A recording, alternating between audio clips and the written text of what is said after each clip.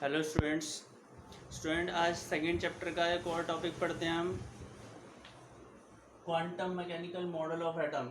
देखो हम quantum mechanical model of atom की तरफ चल रहे हैं। एटम का सबसे पहला मॉडल था थॉमसन मॉडल, उसके बाद आया रदरफोर्ड मॉडल। रदरफोर्ड मॉडल के फेल होने के बाद हमारा आया बोहर्स मॉडल।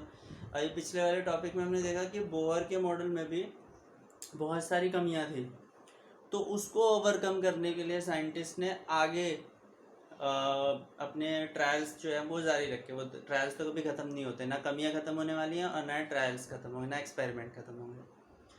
तो जब वो quantum mechanical model of atom की तरफ चले बढ़े, तो उससे पहले तो बहुत ही फेमस डिस्कवरीज हैं जिनको पढ़ना बहुत ज़रूरी है quantum mechanical model of atom को पढ़ने से पहले। पहली है डी ब्रोगली इक्वेशन और दूसरी है हाइजेनबर्ग अनसर्टेनिटी प्रिंसिपल। ठीक है, इनको पढ़ते हैं। क्वांटम मैकेनिकल मॉडल हम तब पहुंचेंगे वहां तक। तो डी ब्रोगली इक्वेशन देखो क्या है।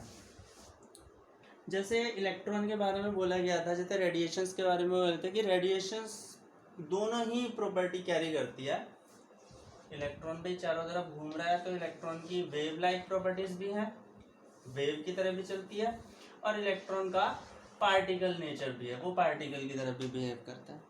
ठीक है, तो कोई भी छोटा सा पार्टिकल हो, उसकी जो वेवलेंथ होगी, the wavelength associated with the smallest particle, microscopic particle, is given by this relationship lambda is equal to H upon M V. ठीक है, ये फॉर्मूला दिया गया कि जो कोई भी छोटा सा पार्टिकल है वो अगर मूव कर रहा है तो उसकी वेवलेंथ इस फॉर्मूले से दी जा सकती है। और एक फ्रांस का साइंटिस्ट था डी ब्रोगली नाम का, उसने ये दी थी, तो अपने नाम पर उसने इक्वेशन को नाम दे दिया डी ब्रोगली इक्वेशन। देखो एच प्लांक कांस्टेंट है, M mass of the particle है, V velocity of the particle है, तो इसे आप ऐसे भी लिख सकते हो H upon P. P is the momentum of the particle. ठीक है, लैम्डा वेवलेंथ एसोसिएटेड। तो एच का वैल्यू 6.626 10⁻⁻34 जूल सेकेंड, ये तो आप लोग जानती हो।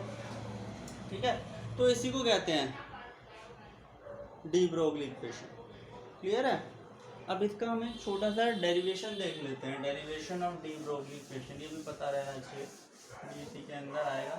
क्वांटम मैकेनिकल मॉडल तक पहुंचने से पहले इन चीज़ों को स्टडी करना बहुत ज़रूरी है। तो derivation of D Broglie equation. ठीक है, ये इक्वेशन आई कहाँ से, इसका डेरिवेशन कैसे हुआ। देखिए, इसके लिए हमें दो कॉन्सेप्ट को आपस में ज्वाइन करना पड़ेगा। पहला तो प्लांक का कांस्टेंट, प्लांक का जो लॉ है वो वाली इक्वेशन, प्लांक इक्वेशन, और दूसरी आइंस्टीन की जो मास एनर्जी रिलेशनशिप है, उन दोनों इक्वेशंस को ले लेते हैं। तो bye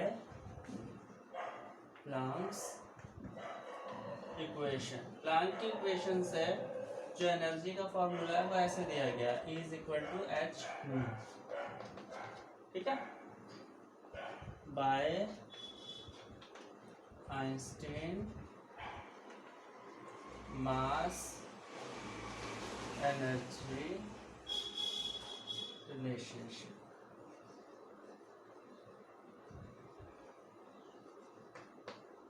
E is equal to M C square.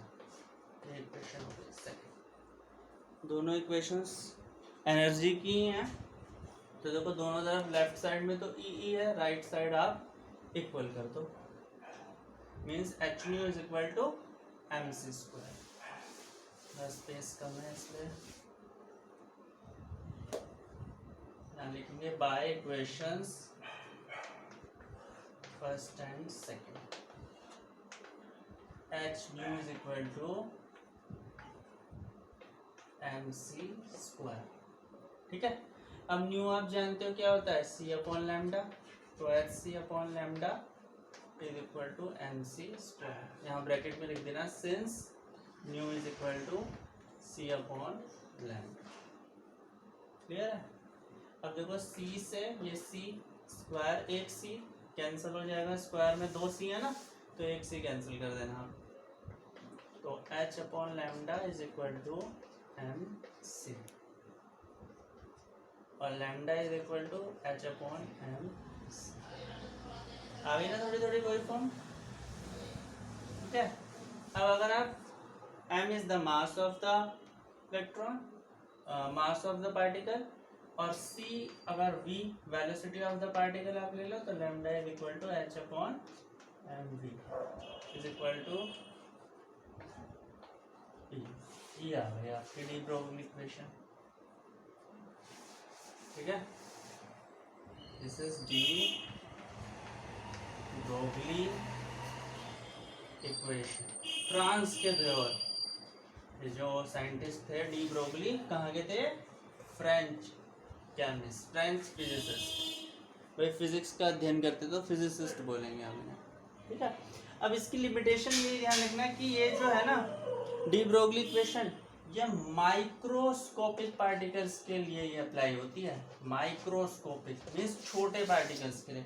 कोई क्या है ना बड़ी फुटबॉल के लिए अप्लाई हो जाएगी, या बहुत बड़ा कोई पत्थर का टुकड़ा है उसके लिए अप्लाई होगी डी ब्रोगली इक्वेशन, तो उनके लिए नहीं काम करेगी। मैक्रोस्कोपिक पार्टिकल्स के लिए नहीं है ये डी ब्रोगली इक्वेशन है, माइक्रोस्कोपिक के लिए, सेमी माइक्रोस्कोपिक के लिए भी नहीं है, बहुत छोटों के लिए भी नहीं है, ओनली फॉर माइक्रोस्कोपिक पार्टिकल्स।